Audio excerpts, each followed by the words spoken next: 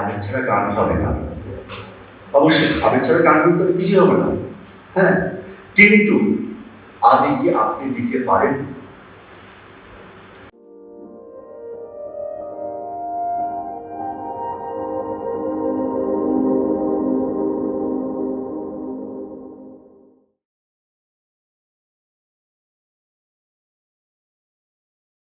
আরেকটা গান গাওয়ার অন্তরায়, বড় অন্তরায়, গানে আবেগ দেওয়ার চেষ্টা করা। আবেগ দেওয়ার চেষ্টা করা, গানে আবেগ ঢালো, তোমার গানে আবেগ দিই। আবেগ ছাড়া গান হবে না। অবশ্যই আবেগ ছাড়া গান করতে কিছুই হবে না। হ্যাঁ, কিন্তু আবেগ কি আপনি দিতে পারেন?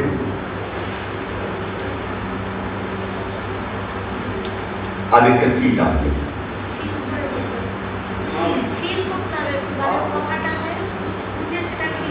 হ্যাঁ, সেটা তো একটা বিষয়, সেটা কিন্তু ফিল করাটা একটা বিষয়। ভালো ফিল করলে কি আবেগ হবে?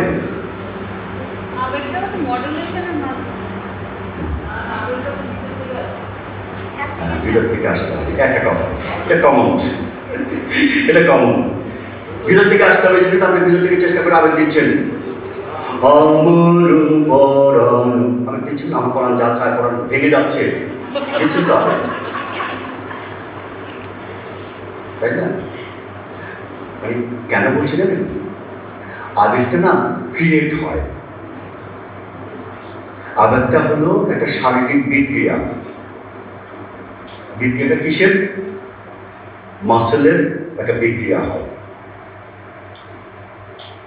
সেই বিক্রিয়ার ফলে কিন্তু যদি আপনার সাউন্ডে প্রপার রেজোনেন্স তৈরি হয়, ওই যে বললাম ঝনঝনানি ভাবটা, যেটা আমরা একবারে অপছন্দ করি,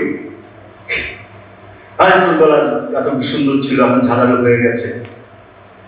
হ্যাঁ, এই যে রেজোনেন্স তৈরি হলে, প্রপার রেজোনেন্সের বাই প্রোডাক্ট হলো ইমোশন।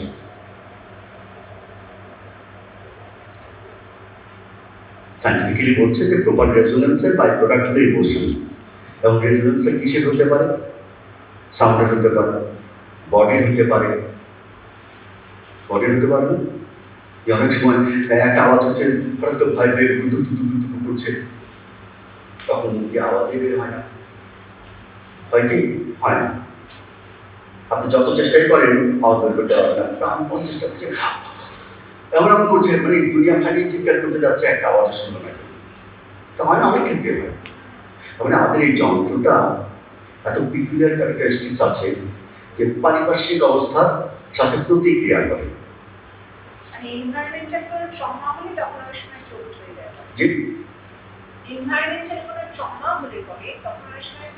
হ্যাঁ, সেটা হয় কি, বেশি ধোঁয়া থাকলে কি হয়? শুকিয়ে যায়। কারণ ধোঁয়া তো যায় শ্বাসনালী দিয়ে, ধোঁয়া তো ঢুকে শ্বাসনালী দিয়ে, তো শ্বাসনালী দিয়ে ঢুকতে গেলে ভোকাল কর্ডকে টাচ করবেই, কারণ ভোকাল কর্ডের ভিতর দিয়ে যাওয়া ছাড়া শ্বাসনালী দেওয়ার কোনো উপায় নেই।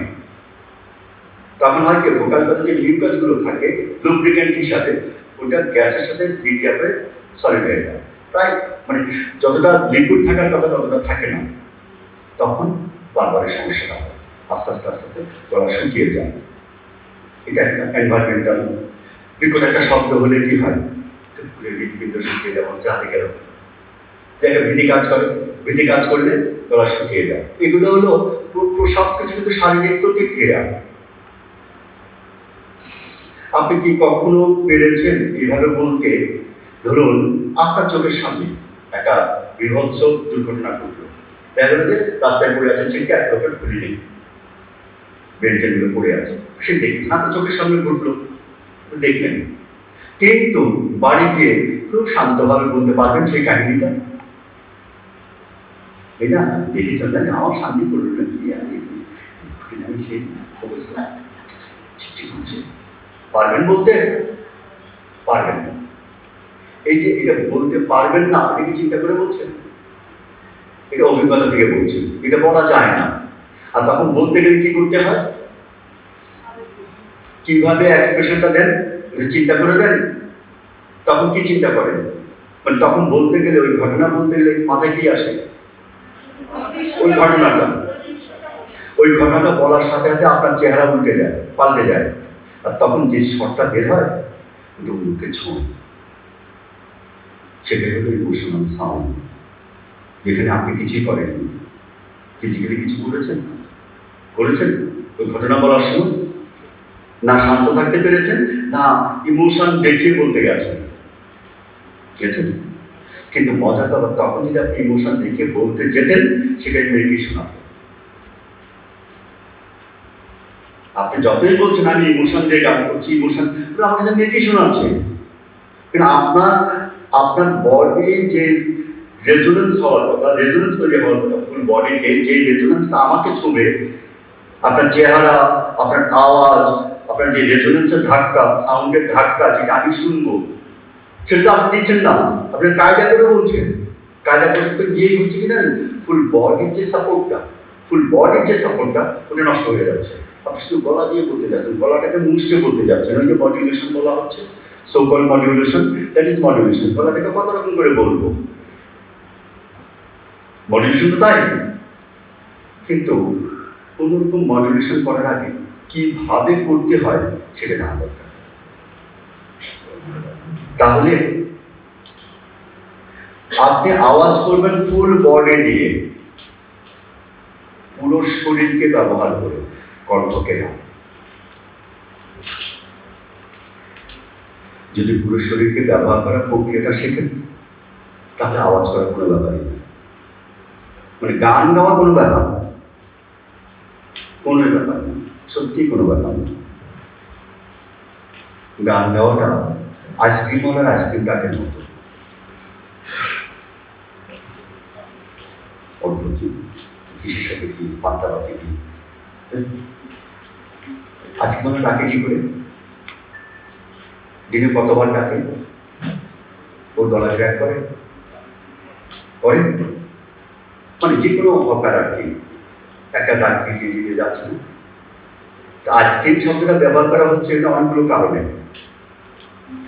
কারণে কিন্তু আইসক্রিম শব্দটাকে ব্যবহার করা হচ্ছে। এই যে আইসক্রিম, তার মানে কেউ কাছে আছে, আওয়াজটা সেরকম বোঝানো না, আইসক্রিম,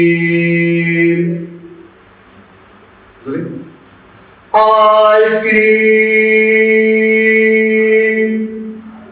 আরো দূরে গেল।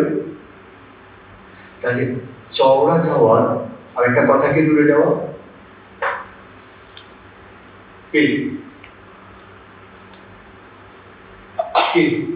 ঠিক আছে? আমরা তাহলে চওড়া ভাবছি কেন? দূরে ভাবি, ফিজিক্যালি দেখতে পাবো। তো দেখার ভঙ্গি হয় কি, যখনই দেখতে পাবো তখন আর চিন্তা করার দরকার নেই, চিন্তা থেকে মুক্ত। আর চিন্তা মানে টেনশন, সেটা যে কোনো ধরনের চিন্তা হোক, পজিটিভ হোক নেগেটিভ হোক, সেটা কিন্তু টেনশন। কারণ চিন্তাটা তো ব্রেনকে রিফ্লেক্স করে, তাতে কি হয়, আওয়াজটাও ব্রেনের সিগনালে চলে, তাহলে ক্রস হতে থাকে, দুটা প্যারাল চলতে থাকে, ক্ল্যাশ হতে পারে। কোনটাতে ধ্যান দেবে? চিন্তা করা।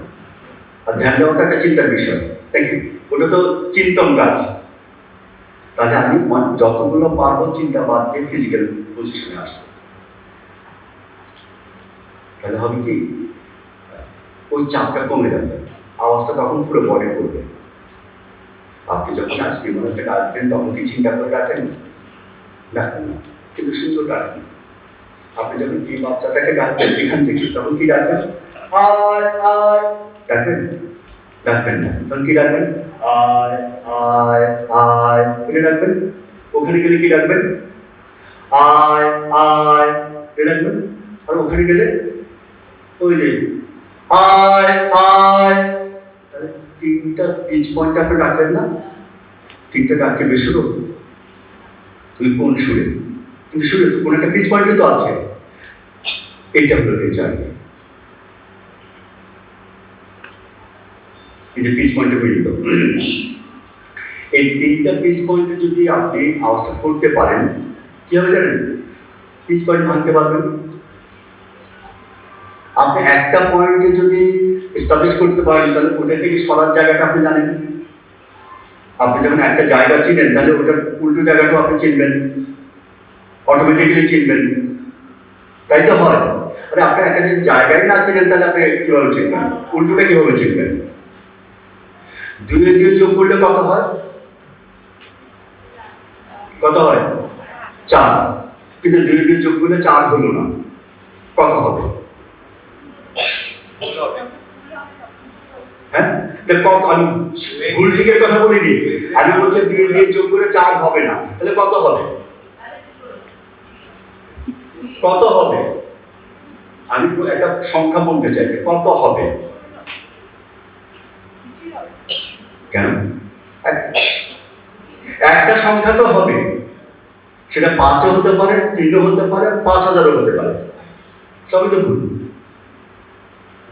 কি হতে পারে না? দুই দিয়ে চার আমি দেখলাম 400, সমস্যা কি? আমি তো সেটাই বললাম আপনাকে, বললাম আমি এই জন্য বলছি, if you ask that 2 plus 2 it will not come to 4, then automatically whatever you write that will be wrong. সেই আমি সেটা বলতে ভুল তো বললাম, কিন্তু প্রশ্নটা কোন জায়গায় দেখুন, আপনারা কিন্তু 3 জন কিন্তু একসাথে 3টা সংখ্যা বলবেন, একটা হবে না কখনো। হ্যাঁ, সেটা তো হবেই না। হ্যাঁ, মানে র্যান্ডমলি বলবে সেটা তো। মানে আমি বললাম যে 5ও হতে পারে, 500ও হতে পারে, 5000ও হতে পারে, ইন বিটুইন অনেক কিছু হতে পারে, যা ইচ্ছে তাই হতে পারে।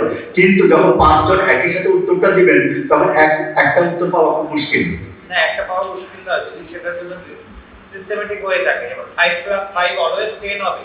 সারা পৃথিবীর লোক যদি ঠিক পদ্ধতিতে যায় তাই 10ই করবে। সেটা বলছি, যদি ঠিক না হয় রাস্তা থাকা দরকার, মানে একটা ইকুয়েশন থাকতে হবে। হ্যাঁ, সেটাই বলছি, যদি ঠিক না হয় তাহলে বললাম যে 2 দিয়ে যোগ করলে 4 হবে না, তাহলে যদি প্রশ্নে 4 না হয় কত হবে? তাহলে সবাইকে একটা উত্তর দিতে পারবে, এক একটা বলবে, তাই তো? এটাই তো সত্যি। মানে উল্টো করে ভাবেন, অঙ্কের হিসাব না। হ্যাঁ, ইরেশনাল লাগে, একটা ইরেশনাল লোক কি করবে জানি নট। আপনি যখন একটা পদ ঠিকভাবে না চিনবেন, ওইটা ঠিকভাবে না চিনবেন, তখন যে কোনোটাই আপনার ওই ধরে নেবেন, কিন্তু আপনি চিনেন না তো। এটা ভুল না ঠিক সেটা আপনি জানেন না, কিন্তু যদি আপনি ভুলটা জানেন তাহলে আপনি ঠিকটা চিনবেন, আর যদি ঠিকটা জানেন তাহলে ভুলটা চিনবেন। বুঝতে পারছেন কথাটা? হ্যাঁ, এটা ভুল, এটা আপনি জানবেন, ঠিক আছে, ওই তো ভুল হচ্ছে। সেই আর কি। এখন কথা হলো ডেফিনিশনই ঠিক আছে, গানের ক্ষেত্রে বলেই অন্ধকার আছে, চালও আছে বলেই অন্ধকার, তাতে ওটা দিয়ে ভাবনা চিন্তা কোনো সমস্যাই নেই। না, এবার বলছি কেন, তাহলে গানের ক্ষেত্রে, আমরা গান শেখার ক্ষেত্রে, গলা সাধার ক্ষেত্রে এই ভাবনাটা কেন আসবে, কেন বললাম? হ্যাঁ, না, সেটা তো আপনি অনেকক্ষণ থেকেই আমাদের সিচুয়েশন অলরেডি রেডি যে আপনি কিছুটা বলবেন, সেটা আমার বারবারে প্রেক্ষিতগুলোকে উপস্থাপন করছি, ওই প্রেক্ষিতগুলোকে যদি আপনি একটু হাইলাইট করেন, ভিজুয়ালাইজ করেন, আপনি সাথে সাথে রেজাল্টটা পাবেন, একদম সাথে পাবেন। আপনার চিন্তার দরকার নেই, ভাবনার দরকার নেই, কারণ গলাটা এমন ভাবে দৌড়াবে, আপনি কয়দিন বলবেন আমি আচ্ছা ওখানে ওইটা বলবো ওইভাবে যাবেন। কিন্তু এখন কি হচ্ছে, এখন আপনি বলতে চাইছেন একরকম, আওয়াজ হচ্ছে আর এক রকম, বেশিরভাগ কিন্তু তাই হয় না।